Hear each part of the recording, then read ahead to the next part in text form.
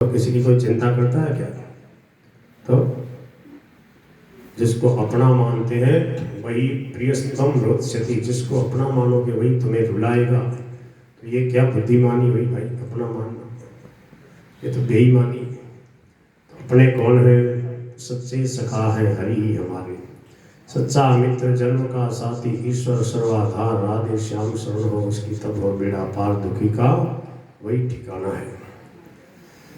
तो अपना नहीं मानेंगे तो फिर काम कैसे करेंगे? बोले जैसे सेवा समिति वाले करते हैं। जब मेला भरता है ना खाटू श्याम का या बालाजी सालासर बालाजी का, बड़े बड़े मेला भरते हैं, तो उसमें सेवा समिति वाले लोग होते हैं ना, वो निष्काम भाव से क्या सेवा नहीं करते, सब काम करते हैं। स्वामी जी महाराज तो हंस के कहते थे, बोले बीमार हो जाता तो उसको उठा के ले जाते, उसकी दवाई करा देते हैं, और मर जाता तो बाढ़ के आ जाते हैं, पर रोता है क्या कोई? बताओ भाई, सेवा कर दो। जहाँ अपना मानते हो वहाँ देखो तमाशा, कैसा शोरगुल, कैसा हो हल्ला। घर से बाहर नहीं निकलते, सत्संग में नहीं जाते, क्यों? बोले अभी इनके यहाँ कोई गया हुआ है, अभी सत्संग में नहीं जाएंगे। स्वामी जी कहते थे सत्संग कभी नहीं छोड़ना, सत्संग से ही शोक संदेह भ्रम सब दूर होते हैं। घर में ही बैठे बैठे सत्संग करो, और ये जो भ्रम पाल रखा कि साल 2 साल तक सत्संग में नहीं जाते, वाह भाई। बोलो कृष्ण कन्हैया लाल की। तो यही बात अंत में पूरी भागवत सुन के श्री सुखदेव जी महाराज ने परीक्षित जी को समझाई, और उन्होंने मान लिया कि ये मैं नहीं, ये मेरा नहीं, ये पशु बुद्धि है, मैं इसका त्याग करता हूँ। तो कल हम श्रवण कर रहे थे, भगवान श्री कृष्ण ने रथम समारोह सुवर्ण लक्षणम, रुक्मिणी जी को अपने रथ पे बैठाया, और श्रृगाल मध्यादि भाग हृत हरि, ऐसे गीदड़ों के बीच में से सिंह अपना भाग लेके चला जाए, उसको कोई कुछ नहीं कर पाता, ऐसे भगवान सिंह के समान आए। श्रृगाल मध्यात इव भाग हृत हरि, तम मानिन है स्वामी भवम यशक्षयम। तब जरासंध के वशवर्ती दूसरे मानी राजा लोग अपनी इस पराजय और अपकीर्ति को सहन न कर सके। परेश जरासंध वशा न से हिरे, उनको सहन नहीं हो। से सिहाते से हिरे बहुचन ते सर्वे, यशक्षयम स्वाभिभवम न से हिरे, अहोधिकस्मान यश आत धन्वनाम। अहो, हमें धिक्कार है, आज हम धनुर्धारियों के यश को गोपगण इस प्रकार हर ले गए जैसे सिंह के भाग को मृगगण ले जाए। गोपैर्हितम के शरणम मृगै लो। श्री सुखदेव जी महाराज तो कहते हैं भगवान गीदड़ों के बीच में से जैसे सिंह अपना भाग ले जाए वैसे ले गए, और ये कह रहे हैं कि हम सिंह हैं और ये हिरणों के समान, हिरण के समान, सिंहों के बीच में से झपट के, और हिरण अब हमारा भाग कैसे ले गया, इसका पीछा करो।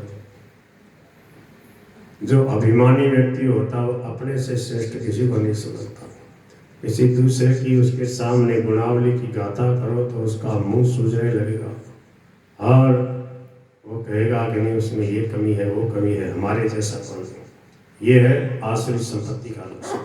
सब मेरे से श्रेष्ठ हैं, सब आगे बढ़े, मुझे भी सबकी सेवा का अवसर मिले। इति सर्वे सुसंरब्धा वाहा नारी दंशिता। छोटा बनने में आनंद ही आनंद है। स्वामी जी महाराज कहते थे जो बड़ा होता है, बड़ा जितना ज़्यादा बड़ा बनेंगे उतने तेल में तला जाता है, बड़ा होता है तेल में तला जाता है। जो जितने ज़्यादा बड़े बढ़ते हैं उतने उसको चिंता सुख भय ज़्यादा। इसलिए भक्त कैसे होते हैं? तृणादपि सुनीचेन तरोर्यो सहिष्णुना अमानिना मान देना, दूसरे को मान सम्मान देते हैं और स्वयं मान सम्मान नहीं चाहते, वो सुखी रहते हैं। राजा लोग अत्यंत कुपित होकर कवच धारण करके अपने अपने वाहनों पर चढ़े और अपनी अपनी सेना साथ लेकर के धनुष धारण कर श्री कृष्ण प्रभु के, कृष्णचंद्र के पीछे दौड़ चले। स्वैः स्वैर् बलैः परिक्रांता अन्वीय धृत कार्मुकः। उन्हें आए देख यादव सेना के नायकगण उनकी ओर लौट करके खड़े हो गए और अपने धनुषों की टंकार करने लगे। तब घोड़े और हाथियों की पीठों पर तथा रथों पर बैठे हुए शास्त्र कुशल राजागण यादव सेना पर इस प्रकार वर्षा करने लगे बाणों की, जैसे मेघगण पर्वतों पर जल बरसाते। अपने पति की सेना को बाण वर्षा से छिपी हुई देखकर सुंदर कमर वाली रुक्मिणी जी भयवश चंचल नेत्रों से भगवान कृष्ण की ओर लज्जापूर्वक देखने लगे। तब भगवान ने हंसते हुए कहा, हे सुंदर नैनों वाली, डरो मत, तुम्हारी सेना द्वारा तुम्हारे शत्रुओं की सेना शीघ्र ही नष्ट हो जाएगी। प्रहस्य भगवानाय मास्मभैरवामलोचने विनङ्क्षत्यधुनैवै तत्तावकैः शत्रवं बलम्। इधर गद और संकर्षण आदि यादव वीर अपने शत्रुओं का पराक्रम और अधिक न सह सके और उनके हाथी घोड़े और रथों को अपने बाणों से छिन्न भिन्न करने लगे। उनके बाणों से रथ घोड़े और हाथियों पर बैठे हुए विपक्षी वीरों के कुंडल किरीट और पगड़ियों से सुशोभित करोड़ों सिर, खड्ग गदा और धनुष युक्त हाथ पहुंचे गुरु और चरण कट कट के पृथ्वी पे गिरने लगे। इसी प्रकार घोड़े खच्चर हाथी ऊंट गधे और मनुष्यों के सिर भी कट कट के युद्ध भूमि में लौटने लगे। अंत में जय की इच्छा वाले यादवों द्वारा अपनी सेना को नष्ट प्राय हुई देखकर जरासंध आदि राजा लोग युद्ध से विमुख होकर वहां से भाग गए। बोल बांके बिहारी लाल, सबको हरा दिया बलराम जी ने, यदुवंशी जो वीर थे उन्होंने। आप सोचे कि मरना थोड़ी और ये तो बहुत भारी पड़ रहे हैं, तो बोले भाग जाओ, भाग गए। राजानो विमुखा जगमुर जरासंध पुरस्सरा। वे सब स्त्री छिन जाने के कारण जो आतुर तेजोहीन और हतोत्साह हो रहा है और जिसका मुख सूख गया, ऐसे शिशुपाल के पास आकर उससे कहने लगे, अब ये उदासी छोड़ दो, क्योंकि हे राजन, जीव का प्रिय या अप्रिय सदा स्थिर नहीं देखा जाता। जिस प्रकार काठ की पुतली नट के इच्छा अनुसार नाचती है, उसी प्रकार यह जीव ईश्वर के अधीन रहकर इस सुख की चेष्टाएं किया करता है। अब ऐसा ही समझो, आपके भाग में ऐसा ही लिखा है, रुक्मिणी लिखी नहीं आपने। कोई बात नहीं, सदा सदा विजय तो होती है, ध्यावस रखो, संतोष करो। अब ठंडे ठंडे में पधारो। जरासंध ने कहा, देखो कृष्णचंद्र ने मुझे, जरासंध ने क्या कहा, बोले देखो शिशुपाल जी, तो पहली बार आपकी हार हुई है। इस कृष्णचंद्र ने मुझे 23 अक्षौहिणी सेना के सहित 17 बार युद्ध में परास्त किया है और फिर 18वीं बार मैंने उसे एक बार हराया क्या, वो तो भगवान ब्राह्मणों की रक्षा के लिए पीठ दिखा के रण छोड़ के भाग गए और उसमें भी भगवान का गौरव ही बढ़ा। भगवान का आज भी रण छोड़ रहा है नाम प्रसिद्ध हो गया। बोलो श्री रण छोड़ रहा है भगवान की। जिस प्रकार किंतु इससे मैं न तो कभी शोक करता हूँ न कभी हर्ष ही करता हूँ, क्योंकि मैं जानता हूँ कि संपूर्ण जगत दैव प्रेरित काल से ही भिन्न भिन्न अवस्थाओं में पड़ता है।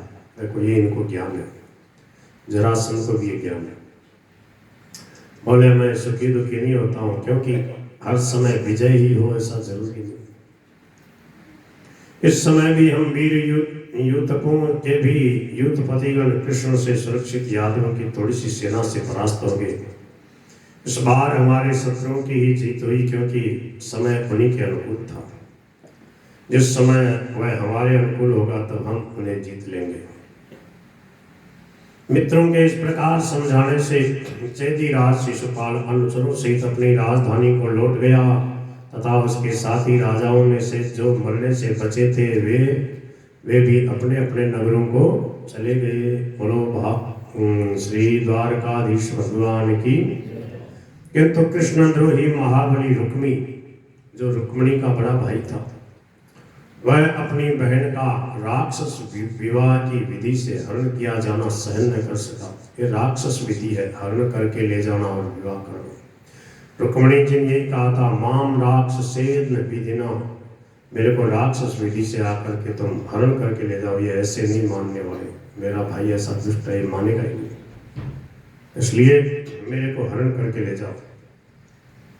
इसलिए भगवान ले गए। रुक्मिणी का भाई भगवान के पीछे ही लगा चला गया। इस अपमान को सहन न कर सकने वाले महाबली रुक्मी ने कवच तथा धनुष बाण धारण कर राजाओं को सुनाते हुए अति क्रोध पूर्वक प्रतिज्ञा करी और कहा, मैं आप लोगों से सत्य प्रतिज्ञा करता हूं कि संग्राम में श्री कृष्ण को मारे बिना और रुक्मिणी को वापस लाए बिना मैं इस कुंदनपुर में प्रवेश नहीं करूंगा। राजाओं से इस प्रकार प्रतिज्ञा करके वह रथ पे सवार हुआ और सारथी को आज्ञा दी कि जिधर कृष्ण हो उधर शीघ्र ही घोड़ों को ले चलो, क्योंकि आज मेरा उससे युद्ध होगा। ईश्वर की महिमा को न जानने वाला मंद बुद्धि रुक्मी इस प्रकार बढ़ चढ़कर बातें बनाता अकेला ही रथ पे चढ़कर दौड़ता हुआ भगवान श्री कृष्ण के पास पहुंच गया और कहने लगा, खड़ा रहे, खड़ा रहे। उसने अपना सुदृढ़ धनुष खींचकर भगवान को 3 बाण मारे और बोला, अरे यदुकुल के कलंक, एक क्षण खड़ा तो रहे। अरे कौआ जैसे यज्ञ की हवि को चुरा ले जाता, वैसे ही मेरी बहन को लेकर तुम कहाँ भागा जाता। अरे मंदमती, तुम बड़ा मायावी है, तुम कपट युद्ध में कुशल है, आज मैं तेरा सारा घमंड चूर्ण कर दूंगा। हरिष्येत्य मदम मंदः मायिनः कूपयोतिनः कुत्र यासी स्वसारम में विषित्वा भंगसवत्कवी। एक मेरे बाणों से मारा जाकर जब तक तो पृथ्वी पर नहीं लौट जाता, तब तक इस बालिका को छोड़ दे और भाग जा, नहीं तो तुझे पछताना पड़ेगा, तेरे को मार डालूंगा। किसने कहा? रुक्मिणी के बड़े भाई रुक्मी। यह सुनकर श्री कृष्णचंद्र मुस्कुराए और उन्होंने रुक्मी का धनुष काटकर उसे 6 बाणों से बीन डाला। भगवान ने 8 बाणों से उसके चारों घोड़ों को, 2 से सारथी को और 3 से रथ की ध्वजा को काट डाला। तब रुक्मी ने दूसरा धनुष लेकर भगवान श्री कृष्ण को 5 बाण मारे। भगवान ने कितने बाण मारे? 6 बाण मारे, इसने 5 मारे। उन बाणों के लगने पर श्री कृष्ण ने उसका वह धनुष भी काट डाला। तब रुक्मी ने एक और धनुष दिया, किंतु भगवान ने उसे भी काट डाला। इस प्रकार रुक्मी ने परिघ, पट्टी, शूल, ढाल, तलवार और तोमर आदि जो जो अस्त्र शस्त्र उठाए, उन सभी को श्रीहरि ने काट डाला।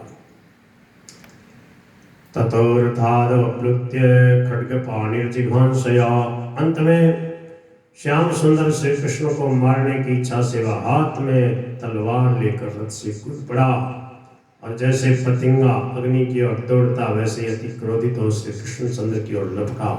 कृष्णमभ्यद्रवत् क्रुद्धः पतंग इव पावकम्। रुक्मी को अपनी ओर आता देख भगवान श्याम सुंदर ने बाण बरसा कर उसकी ढाल और तलवार को तिल तिल करके काट डाला और उसे मारने के लिए उद्यत हो एक तीक्ष्ण तलवार निकाली।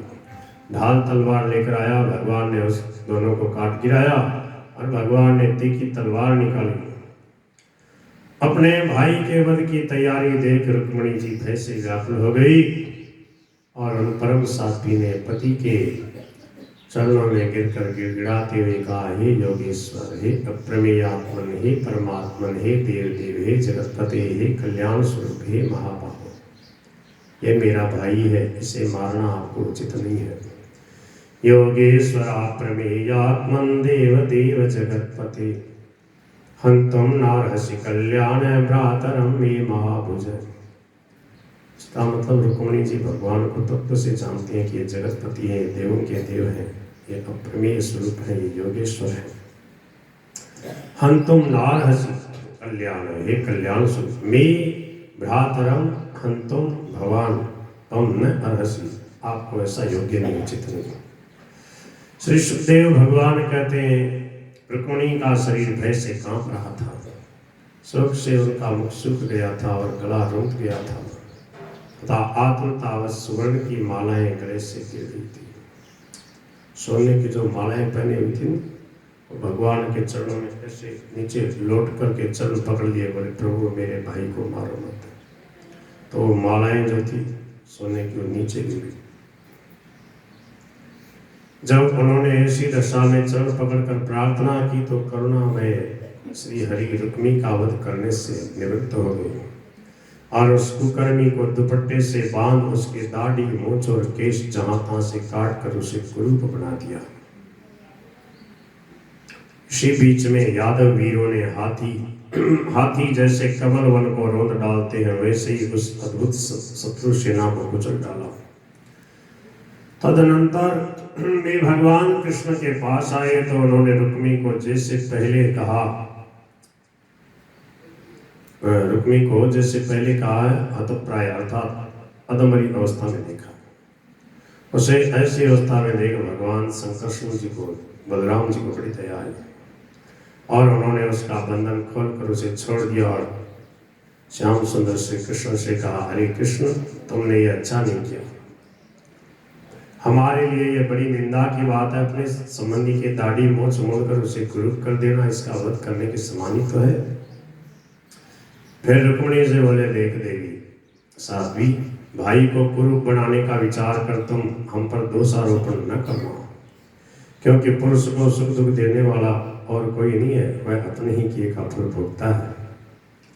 फिर कृष्ण के प्रति बोले, देख भैया, यदि वध के योग्य भी अपराध करे तो भी वह बंधु के ही द्वारा मारा जाने योग्य कदापि नहीं, उसे छोड़ देना चाहिए, क्योंकि वह तो अपने दोष से ही मारा जा चुका, फिर मरे को क्या मारना।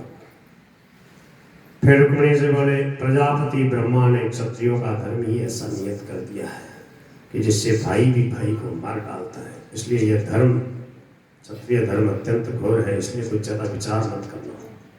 फिर श्री कृष्ण से समझा, सबको बड़े बूढ़े की तरह बलराम जी दोनों को समझा, और देख भैया ये ठीक नहीं, जो अभिमानी लोग ऐश्वर्य मत से अंधे हो रहे, वे राज्य, पृथ्वी, धन, स्त्री, मान, तेज अथवा किसी और कारण से भी अपने बंधुओं का भी तिरस्कार कर दिया करते हैं, किंतु हमारे लिए ऐसा करना उचित नहीं है। फिर रुक्मिणी से बोले, समस्त प्राणियों से द्रोह करने वाले अपने बंधुजनों के लिए मंगलमय दंड विधान को भी जो तो अज्ञानियों के समान अमंगल मान रही है, यह तेरी विषम बुद्धि है। जो लोग देह को ही आत्मा मानते हैं उन्हें ये मित्र है, ये शत्रु है, ये उदासीन है, ऐसा आत्म विषय मोह भगवान की माया से होता है। समस्त देहधारियों का आत्मा एक ही है और वह है अत्यंत शुद्ध है। जल और घट आदि उपाधियों के कारण जैसे सूर्य, चंद्र आदि ज्योतियां और आकाश अनेक प्रतीत होते हैं, वैसे ही अज्ञानी जन उस एकमात्र शुद्ध आत्मा को अनेक मत देखते हैं। ऐसा दिव्य ज्ञान बलराम जी महाराज दोनों को बता रहे। ये शरीर में मेरा नहीं है, यह देह द्रव्य प्राण और गुणमय है तथा आदि और अंत वाला है। यह आत्मा में अविद्या से कल्पित है और देहधारी जीव को संसार चक्र में डालता है। ये सती, जिस प्रकार सूर्य ही से प्रकाशित होने के कारण नेत्र और रूप का उसके साथ संयोग या वियोग नहीं होता, उसी प्रकार आत्मा का अन्य असत पदार्थों से संयोग या वियोग नहीं होता, क्योंकि उनकी प्रसिद्धि तो आत्मा की अधीन है। जन्म आदि भी देह के ही विकार है, आत्मा के नहीं। तथापि आत्मा की मृत्यु कही जाती है। जिस प्रकार क्षय कलाओं का ही होता है, चंद्रमा का नहीं, तो भी अमावस्या के दिन चंद्रमा का ही क्षय कहा जाता है। जैसे सोया हुआ पुरुष किसी पदार्थ के न होने पर भी स्वप्न में भोग्य और भोग के फलों का अनुभव करता, उसी प्रकार ज्ञानी जन मिथ्या संसार में पड़े रहते हैं और दुख पाते हैं। इसलिए हे शुचिस्मिते, चित्त को सुखाने और मोहित करने वाले इस अज्ञान जनित शोक को तत्व ज्ञान से दूर कर तुम शांत हो जाओ, दुखी मत हो। ऐसा बढ़िया ज्ञान दिया बलराम जी महाराज। श्री सुखदेव जी कहते हैं, राजन, बलभद्र जी के इस प्रकार समझाने से कृष्णांगी रुक्मिणी ने अपना वैमनस्य दूर कर दिया और विवेक बुद्धि से चित्त को समाहित किया।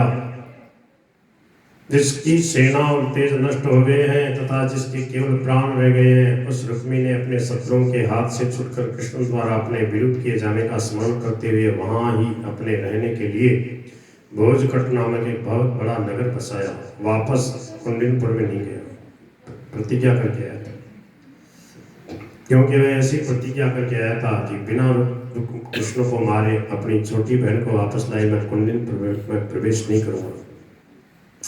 अहत्वा द्रौपदीं कृष्णम् अप्रत्युह्य यवीयसीं कुंडिनं न प्रवेक्ष्यामि कृत्वा तत्रावसत्सुषा। हे परीक्षित, इस प्रकार समस्त राजाओं को जीतकर भगवान कृष्ण राजा भीष्म की पुत्री रुक्मिणी जी को अपने नगर में ले आए और वहां उनके साथ विधि पूर्वक पानी ग्रहण किया।